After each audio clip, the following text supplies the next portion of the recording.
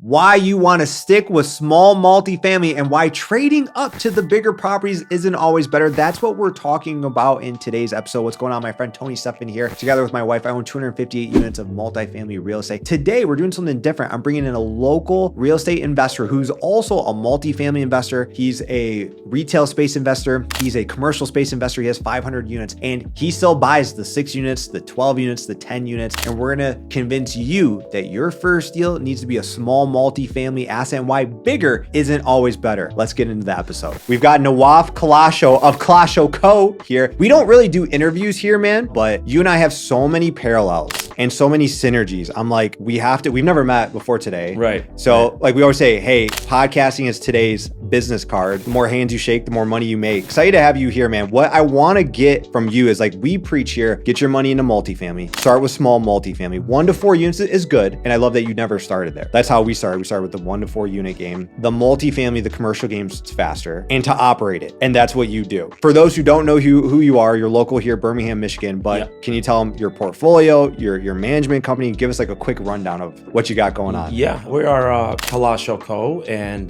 we're an investment firm and also property management. We started back in late of 2019, I'd say. What we started off with was all mostly commercial. Our first building was a mechanic shop. That's crazy. Yeah, it was only $189,000. Tried to figure out how to get the down payment for that kind of property, and now we're, working on deals in the millions. And you guys manage everything in-house? We manage everything in-house. We tried to have a management company on our first apartment building that we bought back in early 2020, and we were not very happy about it. We said, hey, we need a solution for this, and we started out with 2 people, and now we're like 15 people in-house, and about almost 500 units. We're expanding. Sounds like a similar story. We started off, we had third-party management up to 87 units. Yeah. Same thing. Vacancy was too high. Expenses were through the roof. Maintenance repairs just like stupidly high. NOI was too long. We had that same conversation. We're like, what do we do here? And fortunately, like my wife stepped into it and built the management company. We're not as big as you guys. We have, I think, 4 full-time team members. So I love hearing that. We preach to everyone listening, you got to manage your own deals. You do. You really do. I think why is that so important? It can make or break every single deal that we've done. We add our value so much faster than any other management company. We've noticed when we had a management company running things, what took them 3 years takes us about a year. And that's a big difference for us value add guys, right? Yep. And especially that we're trying to get in these deals quick, add the value, refinance, get your money back and use it again and keep repeating the process. And I can't wait 3 years or 4 years for a management company to do the job for me. They're so slow because you're just one piece of their business. And something I learned and I always like preach to, our viewers is no one's going to protect your money as good as you do. Did you notice that too? They would spend on things. It's like, hey, tenant has a leak. They send like an emergency plumber. It's like, dude, tell them to shut the faucet off, or whatever, right? I've shared a lot of like war stories with bad management companies. Was there like something in particular where you're like, all right, this is the final straw? Yeah. So when I first started, again, I was like more headed towards retail. My first apartment building was only a 10 unit and we bought it because it was a mixed use with retail on the first floor, nice. 10 units on top. So we kept the management company on board to run things. They came to us about 3 or 4 months down the line and they said, hey, we got to renovate a unit. Someone just left. I said, okay, great. How much it's going to cost? I said about 15 to 20,000 a door. No problem. Then they came back and said like 3 months later and said, oh, hey, you should be happy. We rented the unit for $50 more. I'm like, what is that? Like 5%, 3%. Right. That's crazy. After spending all that money on it, I thought you'd get more for it. And they're like, no, this is all we got. And I learned from them as much as I could, to be honest. Kept them on for a year, then fired them after our first 10 units. And that's when we started to do it on our own. We're not here to like bash on third-party management. No, not at all. There's some great ones out there, to be honest. You gotta literally get lucky and see which one you'd find that's best, that would care for your product. We get a lot of out-of-state people who want to come invest here, like from Florida, from California, from New York, who want to buy their own properties. The management's the big thing that scares them, but I think we just try to give examples. At the end of the day, it's up to you. And like you said, if you're just working a 12-hour a day job, like if you're an emergency room physician or something, like you don't have time to manage. I get it. The money's made in the operations. And see, like perfect example. Hey, you have to go do these $20,000 of upgrades, and oh, hey, we got $50 more a month. Yeah. You're like, what? And that's the thing we noticed too, is they were very like reactive. They were just very like, hey, let's go do this, and then let's like think about it afterwards. So love that. You're big into commercial space, retail space, mixed use space, and that's like, again, why I selfishly wanted to have this conversation. I want to learn a little bit. So we strictly just do residential, multifamily. I've seen some mixed use properties and I've been intrigued by them. My concern has been commercial space has just been hammered in the last few years. Like everyone needs a roof to live under. Not everyone needs a office space, like with hybrid work and like, homework. What's been your real world experience? Because that's just what I hear and just what I think. So for example, for office, we started off with our own office building that we needed to occupy ourselves, even though it came with 10 or 12 tenants at the time. We noticed every time a tenant left, there was some pushback on finding new tenants. And what we did was we built it out. So we made it nice. We added, vinyl plank flooring. We painted it. We changed the ceilings. We changed lighting to LED. Then it was turnkey. The problem is with commercial, it's a little bit different. When they walk into a space and they don't like it, they don't have the vision on thinking, how is it gonna look after we do the construction? Or they don't have the trade and they just don't know how to or where to start as far as construction. So we started making them turnkey to where they just come in and they can sign a lease and move in the next day and move their business over there. It ended up working out. We liked it. We bought more office buildings. We bought medical. We bought mechanic shops again and again. I like those actually, even though they have a lot of environmental discrepancies, but it's okay. Retail is good. Right now, the mom and pop shops are what's making the retail world. I kind of try to stick away from the bigger shopping centers that have big anchors that can, because if that anchor leaves, it could break you. But for some people, it works too. They like it. They do it. I know a lot of friends that have big shopping centers that love doing shopping centers. I like buying the smaller ones. They fill up quickly and they pay. I was told to really look at, if you're going in that, look for service-based businesses. That too. Like nail salons, because like AI can't wipe that out. Do you do like restaurants or like? Yeah, okay. I do restaurants. Right now, we signed a new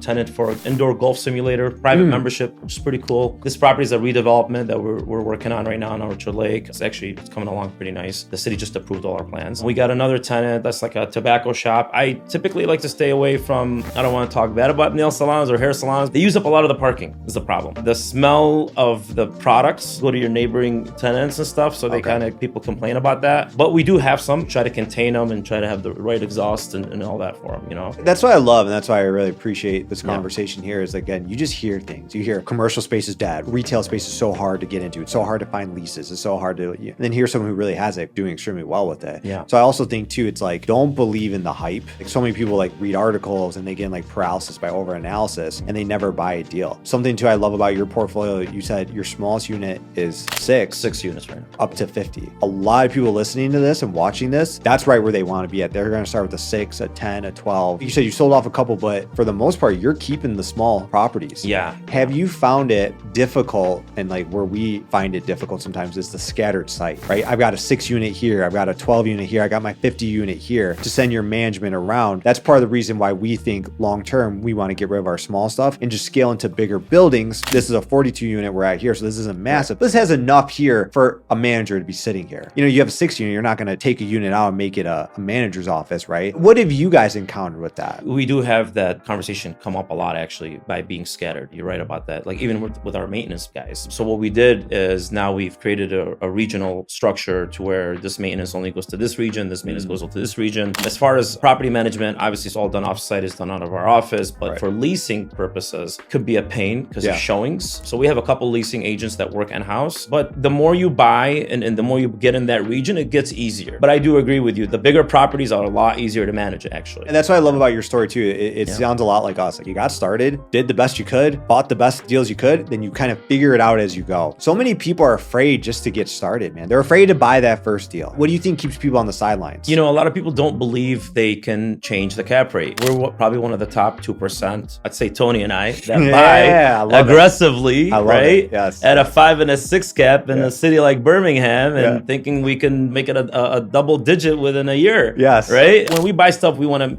turn that into a double digit, right? Because a lot of people are scared. And everyone that comes to my office that want to get into the field or they just want to invest or they want to know more about it, they're just curious. Like, how do you do it? How are you buying at a 5 or a 6 cap and signing a 7% interest loan? How can you justify that? And I'm like, you can't. You really can't. But if you know you can get to a let's say a 10 cap to make it an easy number within a year or even up to 24 months, then you're going to do it because you're adding that value. You're buying a value add property. Unless you're sitting there buying a legacy property or whatnot, then that's a different situation, obviously, which doesn't happen often. But what we like to buy is value add. Don't be afraid to buy. Don't be afraid to go out there, look for lenders, network with people, find you a mentor. To me, I had a mentor that has been doing it since the 90s, and he says he regrets not buying every single deal that came his way. And there's one thing that he always tells me is what's expensive today is cheap tomorrow. Know what? It's a true saying. I can't forget it. It might look expensive to you today, like this property for in general. I looked at it, I think right before you did, and I made an offer on it. It didn't, my numbers didn't pencil for me the way it was, but worked out for Tony, and I'm glad it did. I'm glad someone that I know bought it because I love it. Listen, as long as the numbers pencil in, go for it. Don't be afraid. That's the number one thing that trips a lot of people up. They just look at the numbers today and they say, this doesn't make sense. But you're buying a value add business. Yeah. You are forcing value. There's something creative that you have to be able to do with that deal to be able to force the value. And that's where everyone wants to do the burst strategy, but they don't want to look at where it is today. Like, of course it doesn't make sense today because it's a failing business. It's an underperforming business, but it's about, like you said, where can I be in a year from now, 2 years from now, 3 years from now? I'm glad you mentioned this building. This was like creative for us because my wife has a brokerage. We didn't have a commercial office. So we're like,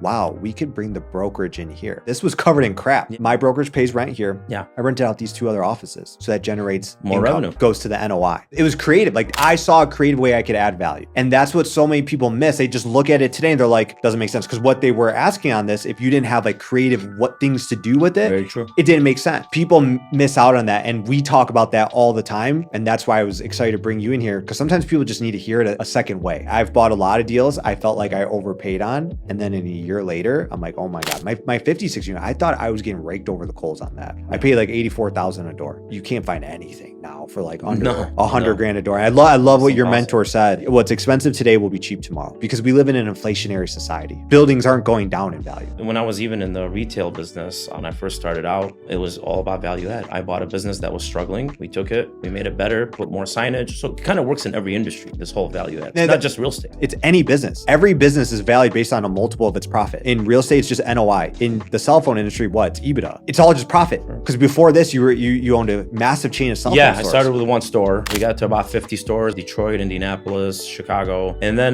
we noticed the kind of the retail was a big headache. And we started selling some off and letting them go and started getting into investment real estate. We saw it's more of an asset, obviously. So it's a little bit different. It's a future play. Real estate is a long-term future play. You can make quick money from it if you're going to flip or if you're just going to, buy and refinance. And people need to understand that too. It's not just long-term. You can refinance and get your profit out tax-free, or you could flip it. You could sell them. You can do anything you want. There's a lot you can do with them. If you have real estate, I don't think you can ever go broke. You sell one property, you replenish. This is very true. And tell me if you feel this way too. My wife and I love it because it takes the money that we could have spent on really stupid stuff if it was just sitting in our bank account and it locks it away. You can't get to it. The down payment on this could have bought me a second home somewhere, but I put in an asset. I can't get to it. You know what I mean? Like to sell it takes 60, 90 days. Yeah. Do you guys feel that way too? Like it forces us to be super fiscally disciplined and intelligent with our money. We see the same thing. We're like, we're making money. The money is working for us. We're not working for the money anymore, which is a great thing. We're making money. It's just not physically in our hands. Because whenever you do need it, if you do ever desperately need it, you can always go back, refinance, sell it, do whatever you want to do. But see, what I've learned is a lot of people want the proof before they take the risk. They want the reward without the risk. Real estate's a risk. Everything is a risk. All 100%. Business, all entrepreneurship, I believe, is a risk. You got to go in and say, screw it. I'm going to take my chances and see where it goes. You make your own luck. Look at the stock market right now. You have zero control over that. Real estate, I always find solace in, at least I can control it. Trump's tariffs did not devalue my building 30% today. Now, 30% of the people move out, I lose 30%, but we did something terribly wrong if 30% of people just walked out today. Right. I love what you said too. It's slow to rise, but slow to fall. You have to really F up to like devalue a building. You're still keeping the small deals. Why do you still like the small deals? I love the small deals. I really don't discriminate when it comes to the size of them. We've always been more quality driven over quantity. Love that. We bought an 11 unit, for example, in place of a 60 or 70 unit, I'd say today's price, right down the street from here. And, beautiful property. That's a trophy asset. Tell them who some of your tenants are. I don't know if you could say. Professional athletes like Lions players, Pistons players. We got some Red Wings. We had Tigers too. It's a good network to have too. We have some pretty good realtors that bring us these athlete relocation specialists that bring them to us. It's worked out pretty good for us. I like them small. They're good money makers, especially for the people just starting out right now. I'd push them all day. I would do 6 or more units. The 4 or less units are considered just residential, like single family. Those are dictated by the community's comps. When you buy 6 or more units, you're making your own comps at whatever kind of rents you can bring in, whatever kind of value you can add to that property. And that's where I see a lot of potential, is the 6+ units. Quality over quantity. Like when I built my first business, that's exactly what it was. It was quality over quantity. Quality of customer, quality of product, quality of offering. Same thing here. I think that's where a lot of people get tripped up again. We get so many people come in, I want to buy 50 units my first deal. Like, well, maybe just buy a great 10 unit. Or they start looking in these like very tertiary markets. Or just like, you know, very devalued markets, very distressed. And it's like, dude, I would rather buy 10 units in a great market versus 100 in a place like I'm never going to make my money. There's no appreciation there. Are there any markets you stay away from? There are some markets. I like to buy anything. If I send my team to it, they'll be, you know, good. They'll be happy. They'll be safe. If it's got potential and we can add value to it, we'll buy it. So with 500 units today, if someone threw an 8 unit in front of you and there's value add potential, you're buying an 8 unit. Absolutely. We've closed on 4 deals so far this year. Closed on a 10 unit last week. Can you tell us about the 10 unit? Like you don't have to give us like your business plan, but like what's the plan? Since we already have the infrastructure, so that's why we don't mind still dabbling with the smaller ones. Like you said, the scattered areas. So the more we're adding in those scattered areas, the bigger I see. It's basically like one complex, but it's not one complex, right? Correct. But it's just in the same area. So the 10 unit that we bought has a great potential, great value add. We're going to do the parking lot. We're going to do the roof. We're going to put a new boiler in there. Nice. We're putting new HVAC systems. Also, we're renovating every single unit, brand new kitchens, brand new bathrooms, floorings. We're going to change all the lighting to LED. We want to light up the whole exterior of the property. A lot of these properties we go into are usually dark, you know, and people hate that. I've had tenants come to me that after we bought a property for a month or 2 months later and say, oh my God, now I can come home without a flashlight at night. You know, I'm a bartender. I come home late. I have to have a flashlight. I feel so much safer. I feel better. And you know, that makes us feel good. The tenants are happy. Banks are happy. We're happy. This 10 units, we think is going to be a grand slam. You're making me rethink my business model, man. One thing you said that reminds me, and a good lesson for everyone listening, you can move the needle a lot faster on an 18 unit, on a 10 unit. You can be done with that in a couple months. Now, obviously you're doing like a high-end total reposition there, but you're done in a year and you're ready to refinance like 42 units, 56 units, like we have 100 units. That's a 2-year reposition because there was just way more to move there. The needle moves a little bit slower there. And I've heard from gentlemen who own 400 units are like, dude, 400 units to move the needle 5% is like substantial. And this is a message I've been reminding myself of. So I feel this conversation is serendipitous, like kind of be grateful for where you're at. But are you noticing this too? There's also just people who do not sell. So you can have this asset. You're like, I love it. I'm throwing offers out. And they're like, I just am not a seller. I think people take for granted just how hard it is to find a great 6 unit these days, where there is value add potential, where there are $600 rents or $500 rents or $700 rents, or just classic units. That came a long way when we started working with all these brokers and they saw how we close and how fast we close and we don't waste people's time as far as like tying something up for a long time and then not closing. So it's created this open, flooded pipeline of off-market deals that usually we get for the 50 or less units. So we kind of get those all the time, but yes, they are harder to get these days. It's not as easy as it used to be. To go to 100 units or more are even harder to find because those are held by bigger companies, 100%. Hedge funds, home offices, but you'll find them here and there, but do they have a lot of meat on the bone? It's tough, man. You're really right with those bigger deals. It's like feast or famine. We looked at 2 bigger deals this year. It took months of due diligence and back and forth, and then they both didn't pan out. You invest months of time. Like you need 6 hours to look at a 6 unit front to back. You know what I mean? So I also do appreciate that because again, everyone wants the big and the big and big. In the 5 to 50 unit, you're not competing with institutional groups. You're competing with more mom and pop, and that's probably why you're dominating.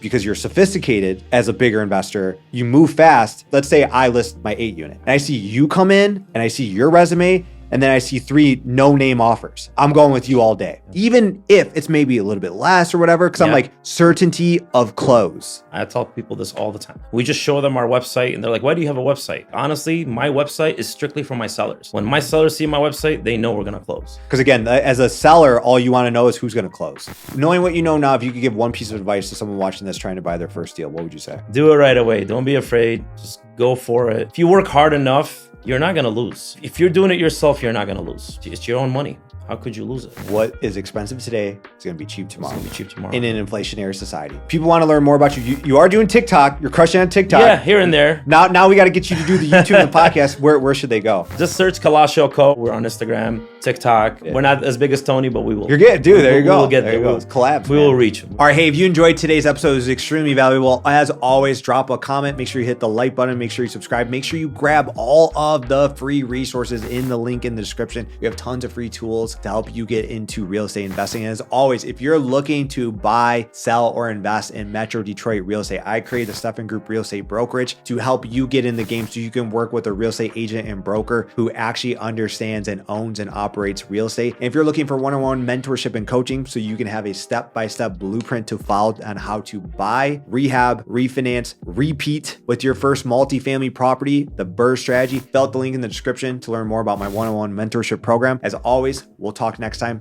Thanks for watching.